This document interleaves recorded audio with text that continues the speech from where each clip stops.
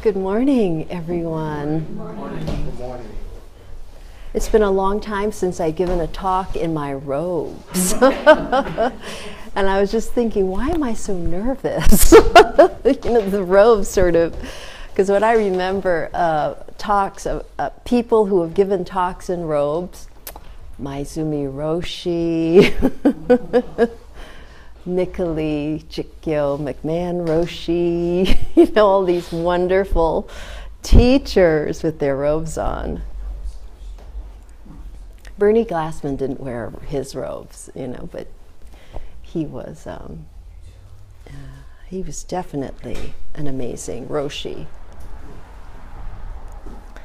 So the name of my talk this morning is called Radical Responsibility, and I added on as our path of freedom or path of liberation, which is actually the talk I gave, the class I taught yesterday or this week, the last class in our Foundations of Mindfulness series, the path of liberation. So everything was resonating for me. So I looked up, where does this idea of taking responsibility for our thoughts come from, right? And of course, the Buddha expounded on it in one of his discourses called the Majjhima Nikaya, or Middle Length Discourse. It's the second of 5 Nikayas, or discourses, of the Sutta Pitaka. And this commentary was written by Mark Muss, who is an associate professor of religious studies at Rhodes College in Memphis, Tennessee. He also got his doctorate from Harvard. And it's entitled Taking Responsibility for Our Thoughts and the Relaxation of Thoughts, especially unwholesome thoughts. So that's really wonderful. And we talk about this in the number 7 of our Mindfulness for Foundations. Foundations of Mindfulness, thank you. Where we're talking about open awareness and vipassana and how we can become aware of our thoughts. And it's a wonderful, actually, meditation where you start to just notice and be curious about your thoughts. Where do they come from? How do they arise, right? How do they pass through, and where do they go?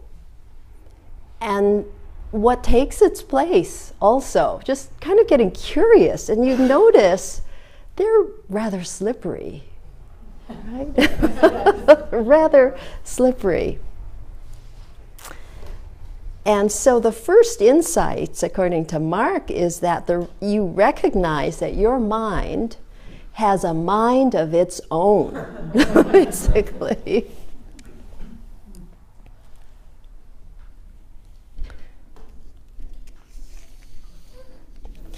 And so he asks the question, right? Are we simply at the mercy of a mind out of control? Are we simply it sure seems that way sometimes, doesn't it? Yeah. Just at the mercy of it, and it can just drag us all over the place. But according to the sutta, this scripture, the teachings of the Buddha tell us that it doesn't have to be this way. Surprise! Right.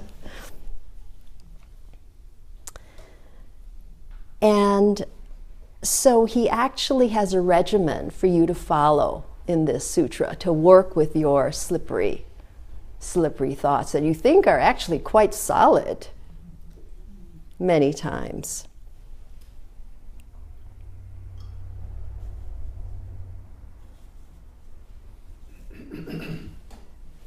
So I'm going to read from his paper.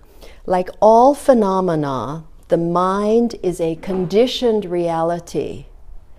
Its existence is interdependent with other factors. Although thoughts may seem to come out of the blue, other mental and physical processes prepare for their arising. Following karmic principle, wholesome thoughts create the propensity for more wholesome thoughts. Unwholesome thoughts set the stage for unwholesome thoughts. In this sense, at least, we are responsible for what we think. While we may not be in conscious control of each and every thought, we can choose which thoughts to entertain and develop and which to disregard and release. Cultivating a discipline for the selection and fostering of thoughts increases our capacities to care for our thoughts with wisdom. The Vitakkasanthana Sutta provides 5 very practical techniques for such discipline. In this sutta, the Buddha speaks specifically about one feature of the care for the mind, the relaxation of unwholesome thoughts.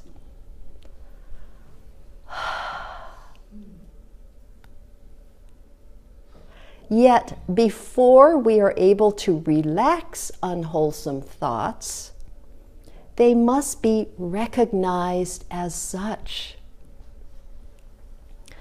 One characteristic of the unskilled mind, of course, is its inability to clearly distinguish between wholesome and unwholesome thoughts. Just as the unskilled mind has difficulty even knowing when it is absorbed in thought, it finds it hard to know when a thought is edifying or corrosive, or even the importance of this distinction. That makes a lot of sense, very logical. The Buddha had a great mind. In this sutta, the Buddha identified the qualities of unwholesome thought and explains its problematic nature. Unwholesome thought may be recognized by certain telltale traits. Specifically, they are connected to desire, hatred, or delusion, the 3 poisons. It requires skill to recognize unskillful thoughts. And the development of this skill requires patience and diligence, which is what we're doing sitting on the cushion. We're practicing patience and diligence.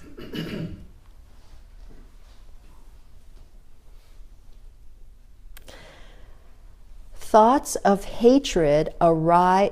Thoughts associated with desire, these are the telltale traits. Thoughts associated with desire are predicated on pleasant experience and our voracious appetite for pleasure.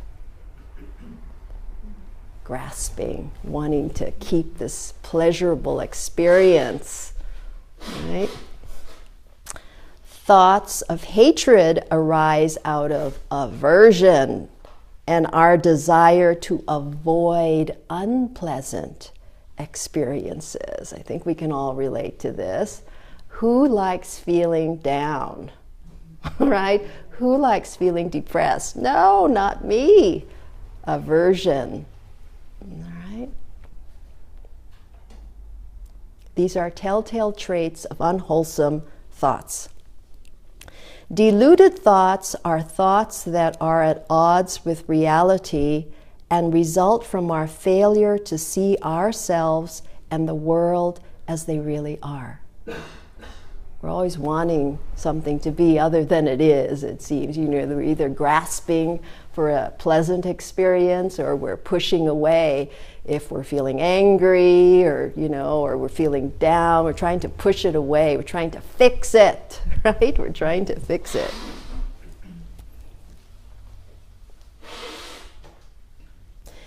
Again, it requires skill to recognize these unskilled thoughts that are arising.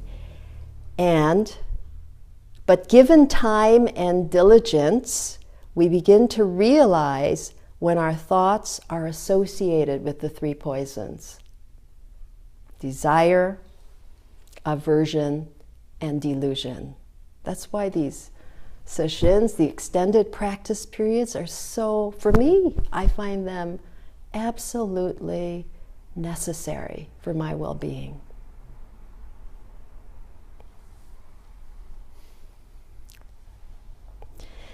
Once you can recognize these unwholesome states of mind,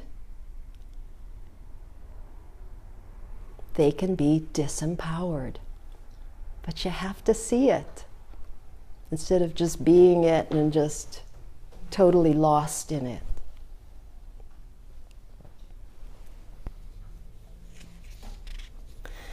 So he gives 5 techniques for relaxing these unwholesome thoughts. Very step-by-step manner.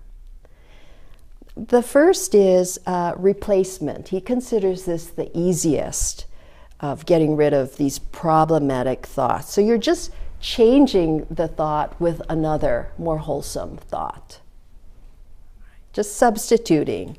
All right, so if you're really hating something, can you replace it with thoughts of friendliness or compassion?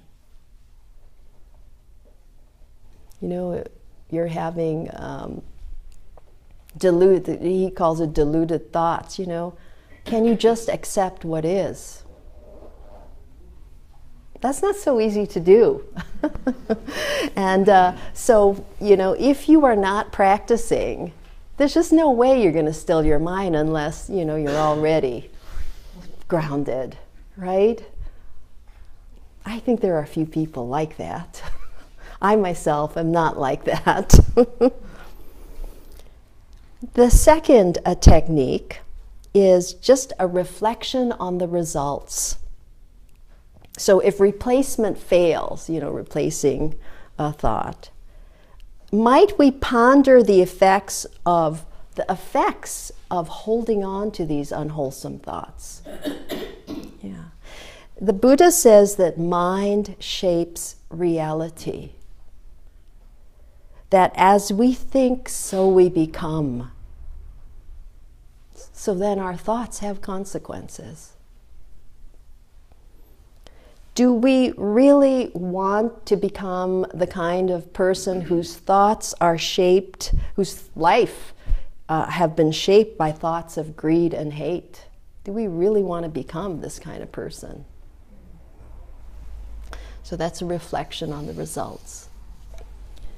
The third is redirecting. So if the first 2 techniques don't work, there are more that you can try. You have to, kind of be persistent, persevere. That's also part of our practice of sitting on the cushion. We're persevering here. Oh my God, is 15 minutes up already? Why doesn't she ring the bell? So, the Buddha encourages redirecting attention away from the thought to something more wholesome. And this is what we do. When thoughts come up, we're redirecting it to our breath. They come up, redirecting, 500 times easily. in 10 minutes, maybe even in 5 minutes. Totally redirecting, right? But that's patience, that's diligence, that's perseverance, that's energy, that's meditation.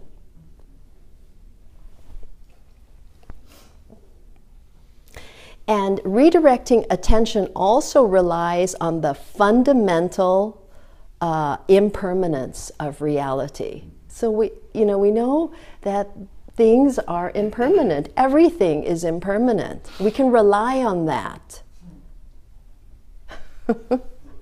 So your thoughts are slippery. They might feel really solid right now, but then if you just kind of hang in there and just breathe, kind of be embodied, you just notice, oh, it has changed. Okay.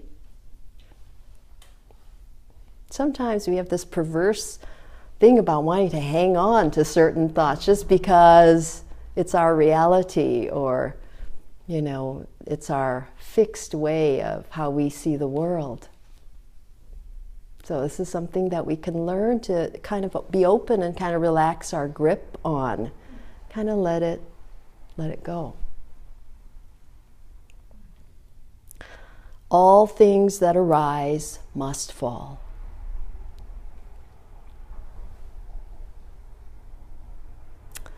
The fourth is reconstructing.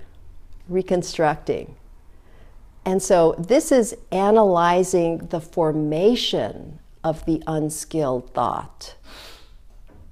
Right? So we're examining what happened, what might have happened in the past that has given rise to this thought. Or,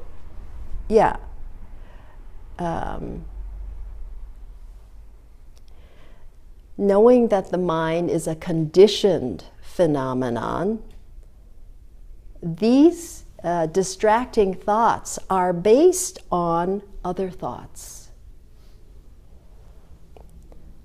So it's possible, the Buddha is saying, to carefully explore the roots of unskilled thinking. So if I'm having unskilled thoughts about somebody, for example, I might be very jealous of somebody. Right? Can I see, what is this emerging out of?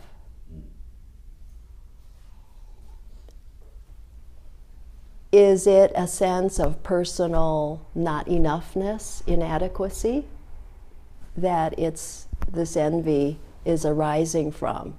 And we talk about shame, that we feel we are not enough. It's the trance of unworthiness in our culture, right? We are not enough. We're not good enough. We're not smart enough. We're not beautiful enough. Right? Is it arising maybe from this underlying thought?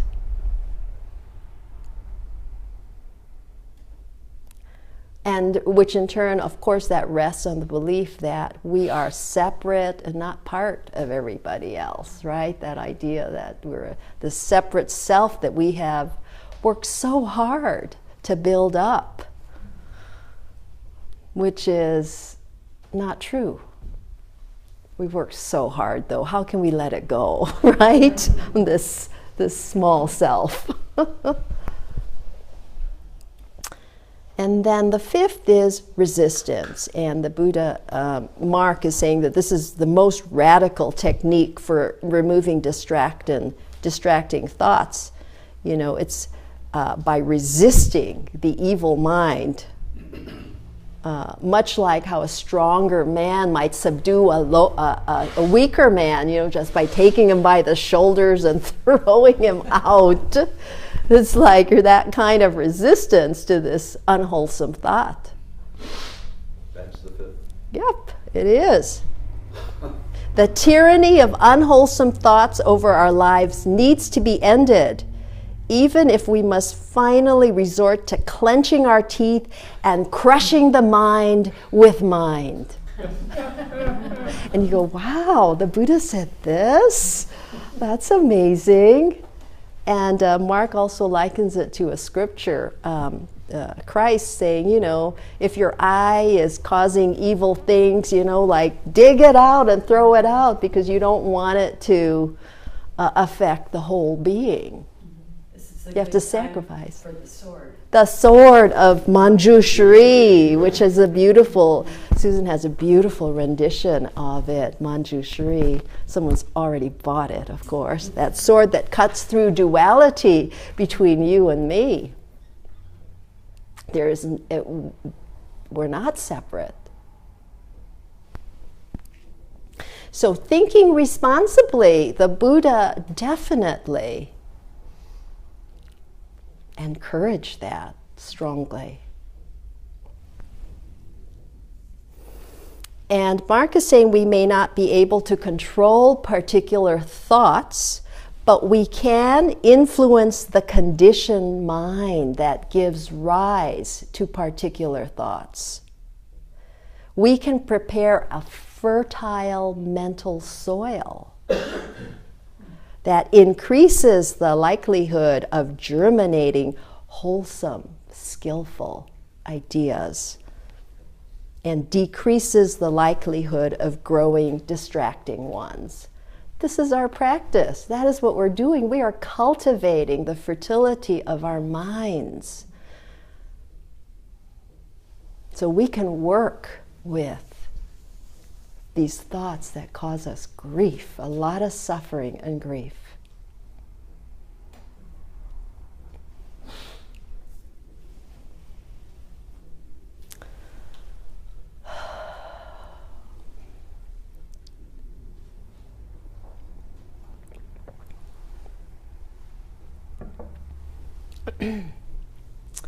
So I got this idea for the talk thanks to Fleet Mall and his Path of Freedom workbook that he, together with Kate Crisp, created for inmates or detainees or prisoners. And he has used this workbook all over the country and probably all over the world, training detainees and prisoners that though their physical bodies may be imprisoned, their minds need not be. And it is called the Path of Freedom, and it is based upon mindfulness meditation, working with your mind, based very much on Buddhist teachings. And he's actually coming out with a new book, which is coming out in May, and it is called Radical Responsibility: How to Move Beyond Blame, Fearlessly Live Your Highest Purpose, and Become an Unstoppable Force for Good.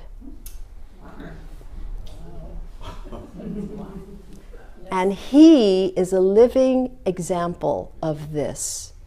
Fleet Mall, I don't know how many years ago, had a prison sentence of 25 years without parole in a federal penitentiary. I think this was in Alabama or something like this. And what he did was, that's where Bernie Glassman and his wife, his second wife, Jishu Holmes, went and met him in prison. And he became very interested in Zen peacemaking. I don't remember if he was a Tibetan Buddhist before he went to jail, but mindfulness meditation was very much his practice in jail. So he developed a lot of this from his experience in jail. And he also got out in 14 years because of good behavior. He taught GED classes, and he worked with prisoners who were dying and established a hospice for them. I was looking up his curriculum vitae. It is very impressive. And Roshi and I met Fleet when we were working with Bernie Glassman, because Fleet was studying with Bernie when when he was in jail and also when he came out of jail. He is the founder and CEO of the Prison Mindfulness Institute, also known as the Prison Dharma Network, where they're bringing meditation to all of these prisoners. He's a senior mindfulness teacher, an acharya in the Shambhala International organization. He is a consultant trainer for the Center for Mindfulness in Corrections, a division of Prison Mindfulness Institute. I think he's working with the guards in the jail. And, they have the highest rate of suicide in terms of people working. Yeah. He's worked with the chaplaincy training program at Upaya with Joan Halifax. He goes every year. And he is also a Roshi. Bernie Glassman empowered him as a Roshi in the Zen Peacemaker lineage. So he is author, consultant, trainer, executive coach, working with his philosophy of radical responsibility. So I'm really looking forward to his book that's coming out. It's based on years of his trainings that he's been doing all over the country.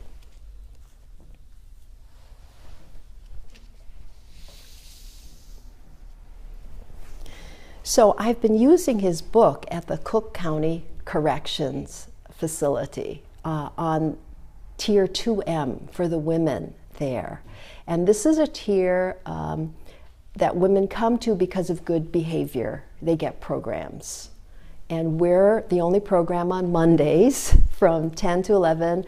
I first started out with Donna Mindrum, and then Ruth Rankin just joined us about 9-10 months ago, and now another friend, Lisa McKean, has joined us also. There were 4 of us, but then, I won't be going the next 3 weeks, so there'll be 3 of them, and so it's really, really nice to have this.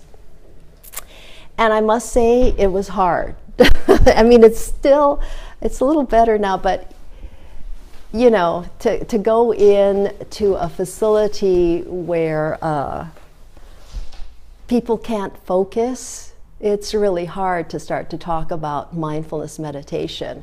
However, I did notice when I spoke about how to work with emotions, which is our 5th class, everybody kind of listened, because this is one area they need help with, how to work with your impulses and your hatred and anger that come up. That's probably what got them in there in the first place. Well, one of the reasons why. And so that was good, and I, was able to bring up the idea that to be able to even work with your emotions or see your emotions, you have to come from a grounded place, a place of practice. Because when you're in the thick of anger, it's just hard to think straight. So you gotta calm down before you can be more skillful. And then a few weeks ago, they were actually punished. And when we went, there were only about 5 women. There's 40 women on that tier. They were punished because I guess they weren't paying attention, which is true. Maybe when we go, maybe half would be listening, the other half would be talking or whatever. And basically they were told, look, you're here for a reason. You can always go back to the other tiers. If you're going to be here, you got to listen, basically. So it's been better since that. People are listening, they're all sitting. When we start with a 10-minute meditation. But this past Friday was kind of an amazing day. One of the other programs that they have was a DePaul University professor. Her name is Dr. B for Biagi. She teaches storytelling. And she has been coming in since early January, weekly 2-hour classes to teach storytelling to 10 about 10 of the women, and they were able to get 4 credit courses, college credit courses. And let me tell you, they were thrilled because none of them went to college or had the opportunity to go to college. And thrilled, they were just thrilled about it. So it was really interesting. They started out in a circle facing each other, and then they started to hum. Actually, it sounded like toning to me, if anybody has done toning. They just started to hum. Let's all try that right now, can we? Let's hum, it doesn't matter, just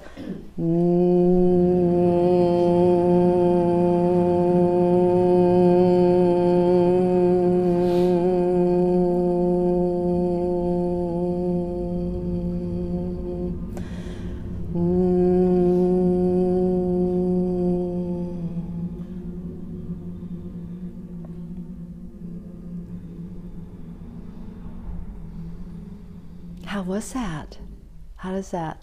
How did it make you feel? Vibrating. Yeah.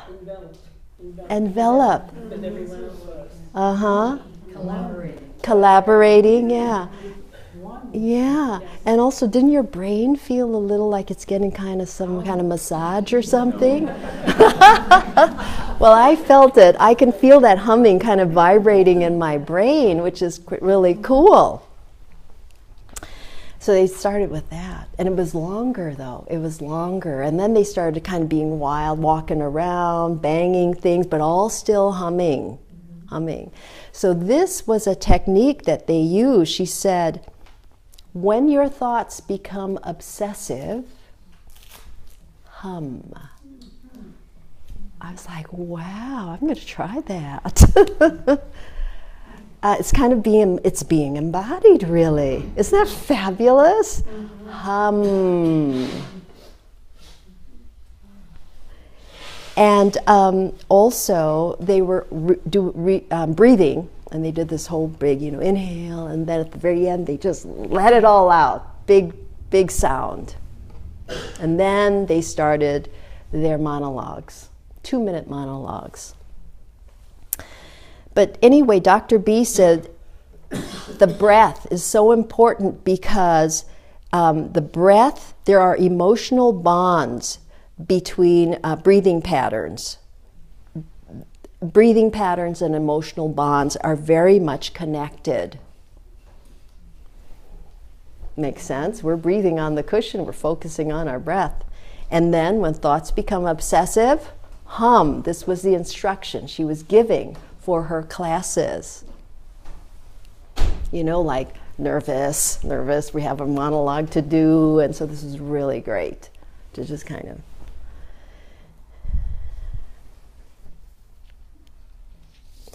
And I noticed there were also 10 DePaul students that were part of this program, Inside Out, that took the class together with the detainees. Yes. And when they came, these 10 DePaul students, they were wearing black tees with white lettering, and it said, "Moving beyond the barriers that divide us." And Dr. B had on the back, I didn't see her front, but I saw the back of her t-shirt, and it said, "Moving beyond walls that separate us." And it's insideoutcenter.org. I think they have an organization for this. And they had the dean of the theater school there, who was also there, and about 4 other administrators from DePaul, checking out how they did the program. They used the textbook Women Who Runs with Wolves by Clarissa Pinkola Estes. And Dr. B was saying they talked about archetypes versus stereotypes. Archetypes versus stereotypes. And they used basic archetypes from fairy tales, I think from that book, and they wrote in the third person. for most of them. There were a few that had I in their monologues, but really, for the most part, it was she or he. And they used movement and breath to evoke the writing. Not so much from here, but from here, the body, to evoke. I want to take that class. So I was busy taking notes as they were doing their monologues because I wanted to see what they were, some things just kind of, I wish I could write faster, but this is what I was able to get from the 20 different monologues. I'll share some of it. He claws himself out of the earth until he found his power in truth. Open resilience to change, vibrancy of the moon, a big hole, cavern of diamonds. Let he who is without sin cast the first stone. Drag her river. Go into the sludge to find that precious little gift. Callie, she's one of the women there, and they like to do acronyms for names. And so her name is Cynthia Callie. And Callie is for consciously aware of the love inside. One of the things, I'm just catching snippets of words. She says, confidently promotes her rarity, becomes more than she's ever been, cautiously doing all things with love. She dreams of one day becoming a dragon. Tough scales will grow on her back. She'll go so high that she will drink fresh rain and eat stardust.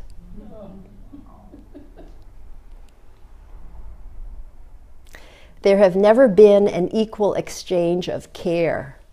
She despises the feelings of helplessness, and when people ask, she will say yes. Let me exist in the perpetual in-between. She knows her roots will anchor her. Fueled by anxiety and caffeine. So yeah, she's a busy girl.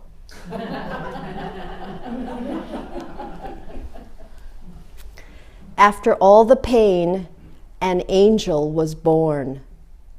Disaster struck, leaving her broken and afraid, transformed.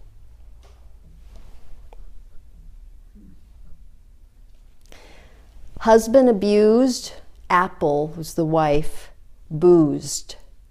Apple ran away to the house of serenity. Although you can't go back, anyone can start and make a brand new ending.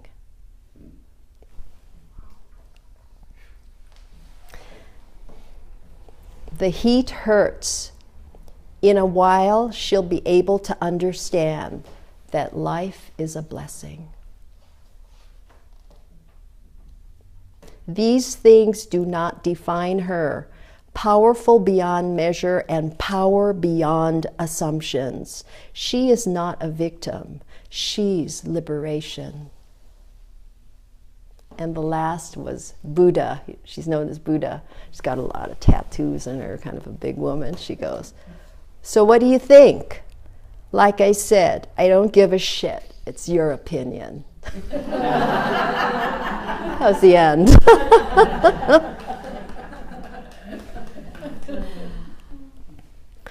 So that was a remarkable experience. And, in their thanks, they were thanking also us, the volunteers, for coming.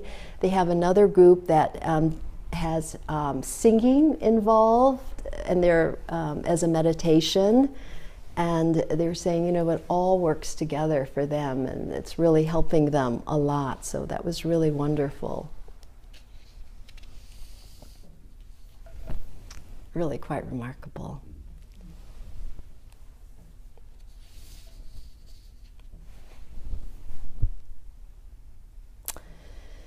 So, getting back to this idea of the path of liberation. So in the class yesterday, when we think about, remember that wheel of awareness? Most of you have taken that foundations course, right? The wheel of awareness, and then there's a hub of awareness that we strengthen when we practice on the cushion so that we're not carried away by the rim of all of our thoughts and feelings, right? And, they come in, they definitely come in through the spokes, those different, like, self-talk, right, that comes in trying to distract us. There's a couple more, I can't really remember them. But there's one in the hub, that is part of the energy of the spokes going up, is this aspirational energy that is part of who we are, that goes out into the world. And this aspiration is this willingness to serve something larger than our small selves.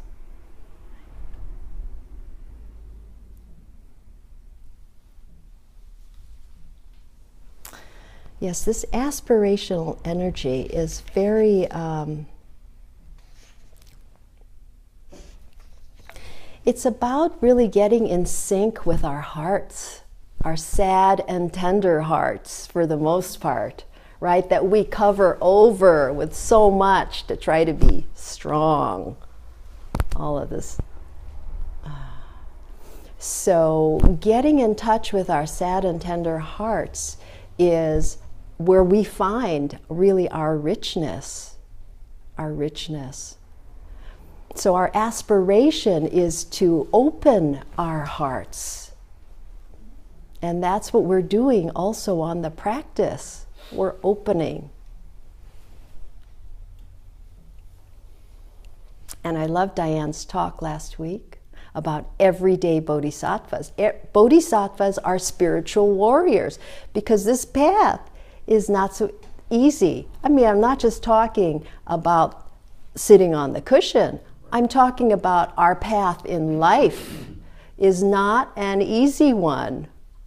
And so we have to, if we want to,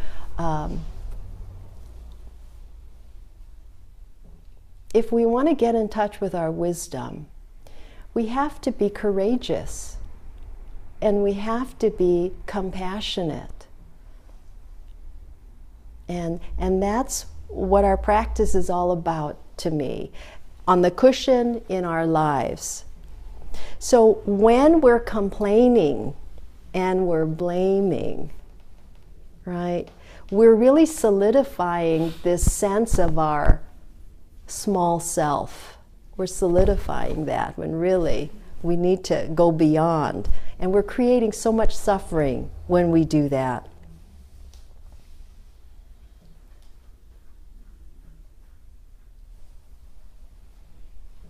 So getting in touch with our sad and tender hearts is all about becoming alive, living, appreciating.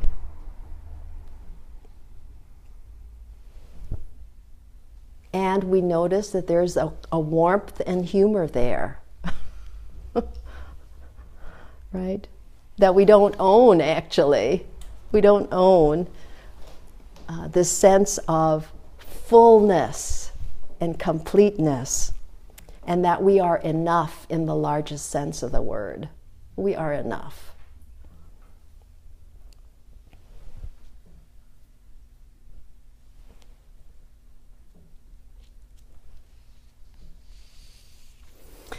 And we first started talking about this full responsibility or 100% responsibility in our Foundations class number 5, and we're working with our emotions. Because if we don't claim full responsibilities for our emotions, how can we really see them? If we're blaming somebody else for how we feel, how can we really be precise about what we're feeling? How can we even do anything about it if it's this other person's fault for making me angry?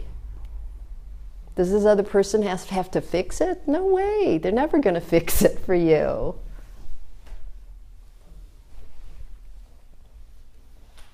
So that's the way we work with our emotions and our thoughts. We're claiming full responsibility for them.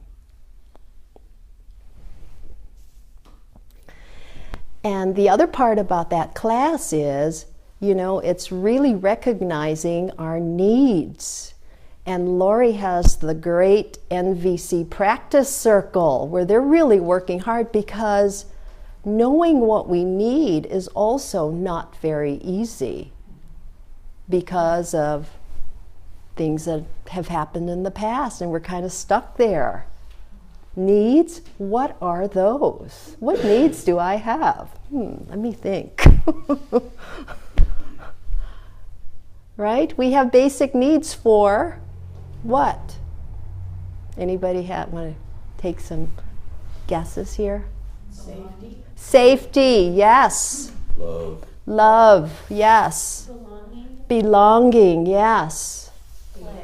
Play, yes. I would say rest. Being heard, rest. These are basic care for one another, life-affirming needs that we all have, and it's okay to have these needs.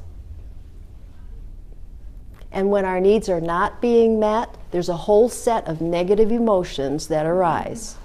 I would say good health also. Good health, sure, health. The need for good health, yeah. Food, basic, air. Right.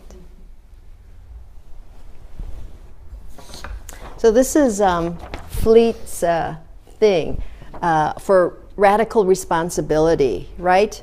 Above the line is, personal responsibility, relationship, accountability. Below the line is blame, justification, resentment, being right. So you have to notice if you're above the line or below the line. And you can do certain things to get back above the line. Here in our practice we go, okay, we got to recognize where we're at, even though we might not like it, right? It's opening to what is. That's our practice. Okay, we're really blaming right now. Okay, we can see a part of us is really majorly PO'd, angry, right? Majorly. Okay, so you got to just recognize it first. Breathe. Calm down. Calm down. And then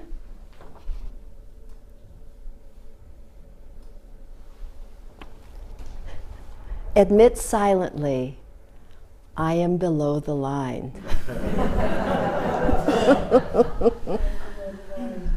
Could you say that again? I couldn't hear you. Yeah, so you're going to stop, when you're slipping below the line, you're going to stop, right? You don't act, just stop.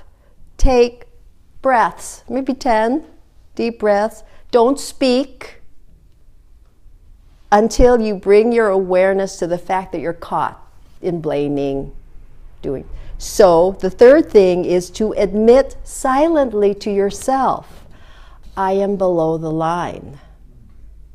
And then just sit for a few minutes with that reality. How do you feel? Noticing, how do you feel? What do you need? And realizing your needs are valid or not being met, right? And consider the fact that the way you're going, you may never get your needs met, right? So just realize you're being triggered and stop. Focus on your breath. Calm down, and then think about your needs and how you might better get them met. That's great. It's NVC, really, training. So, so radical responsibility is really a strong spiritual act. And it is the spiritual path we're on. And again, it's about opening our hearts to what is and trying to heal this fear.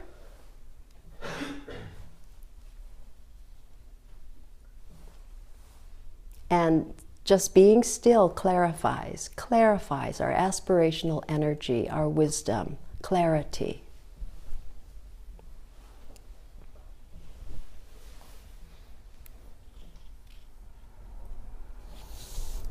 And knowing that bodhisattvas are spiritual warriors who live by vows, not by impulse. That's why it was great to chant the 4 bodhisattva vows today. We live by these vows in our life. And it's not just those, you know. We're vowing to be a good person.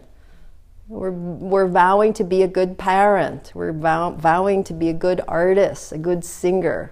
Right? These are all vows. And not being afraid of yourself anymore. And you can go, you're going to cut through this small self. If you can see it, you have to see it first. And that's what it is about, you know, this idea of enlightenment. It's being awake to what you do.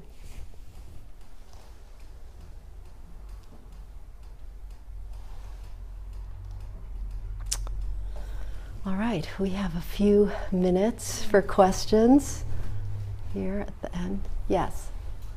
I commend you, Sensei, for working in the prison system. I'm curious what you might have experienced over the number of years you've been working with the prison authorities. Do you see any changes going on for better or worse? Well, I know changes have been going on with me, for sure. And I notice that I'm friendlier to the guards there, and they're friendlier to me, which is so interesting, I notice. And of course, we're in a section of the women, they're there for good behavior, and so I've even noticed my feelings toward the tier. At first, it was really fearful. Really seeing them as other. Sure. But now I'm feeling like this is a family. It's a I never would have thought that. How long have you been doing this? A couple of years. Mm-hmm. But on this tier, about 10 months, I think. 9 months, something like that. Yeah. You said, I flashed when I was doing that in the prison. You said not to be afraid of yourself. And a guy, there's something like that in the Path of Freedom book, something. And we were working on that, and a guy said to me, "I'm not afraid of myself. I'm afraid for myself when I get out." I'm not afraid of myself. I'm afraid for myself when I get out. Yeah. Yeah. You know, there was nothing I could say. And it was silence. And I'm sure every guy there felt that same way.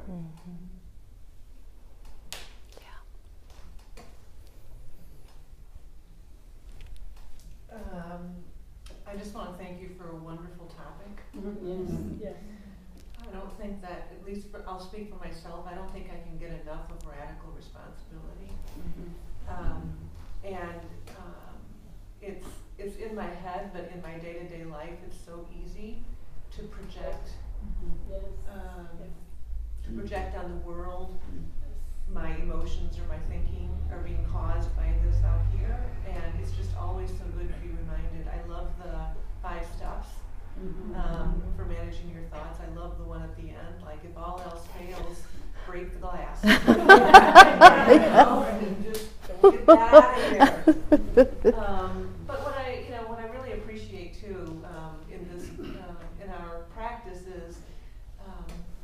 we're not saying suppress or repress our resentment, blame, anger, whatever. I think that that's really important. We're not just saying don't pay attention to it. We're saying pay attention to it, acknowledge it, and move through it. See that there's a different way. So anyway, I just want to thank you. It was really a wonderful talk. So it's really interesting too, because we have all these judgments about that. And so can we notice the judgment and let the judgment go and just be with what is? Because the judgments tend to add on to the hurt and the confusion. Yes, Robin. I was just thinking that's kind of like Tara Brock with the second arrow, you know, to add on to it. But I love the verb relaxing. Yes. I thought that was wonderful. That was just a great way to think about it. What really hit home for me was when you're below the line and you realize that your needs are not being met, or how could you have your needs met, and then you said maybe they won't be. Right. And I think that's really important, because sometimes they're not going to be. Resentment, how do you get rid of it? Your needs are not going to be met. Mm-hmm.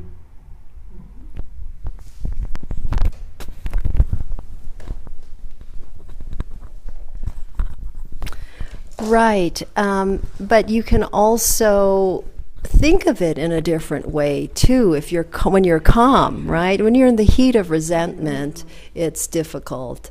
But if you can, may not work, but at least you'll be thinking about it more clearly. And yeah.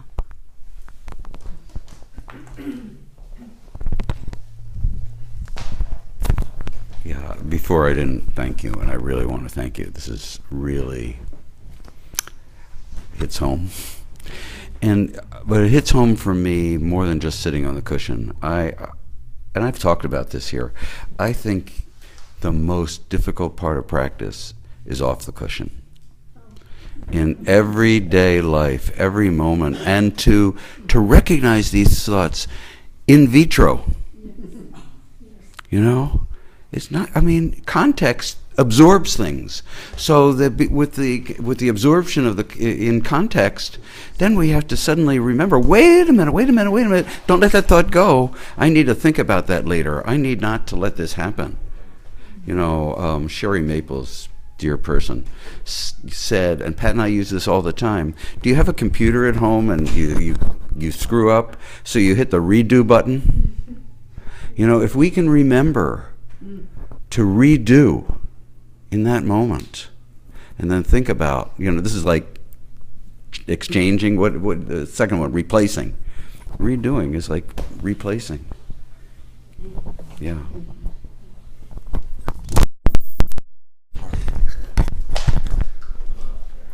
Well, that was the first one. Replacement was the first one. Reflection on the results is the second one, right? But anyway, right, our practice of meditation is cultivating our minds, and so that we are able to go, oh, I can pause right now. Oh, wow. Breathe. Mm-hmm. Yeah, so. Thank you very much, everyone.